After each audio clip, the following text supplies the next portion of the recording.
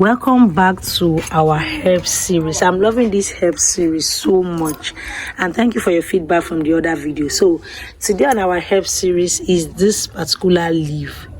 They call it the yo-yo bitter leaf. This is for people that if you have malaria, if you have typhoid, you are going to combine this leaf with other herbs. So I'll be showing you what you'll be combining it with. I also know you can combine it with, for malaria, for typhoid, you combine this particular leaf with lemongrass, and you combine it with this leaf. This is the popular Ewe Lali leaf.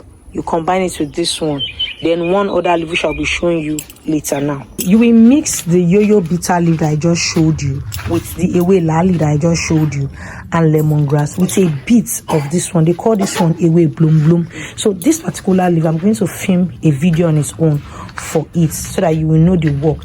This particular leaf has many benefits, but if you are treating chronic malaria, chronic typhoid, like me, I treated malaria 2 weeks ago. Abi, how many months ago? Last 2 months.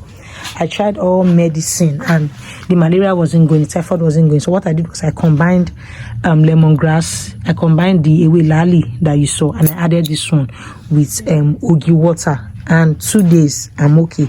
So this is another one. You combine Ewe Bloom Bloom, this particular leaf, you combine the Lali, that other one I showed you, and the yo-yo bitters, then with lemongrass, with Ogi water, they call it omido. You cook it, it works for malaria and typhoid. But let me end this video with this one. Let me end this video with this one so that I can tell you the health benefits of only this particular one.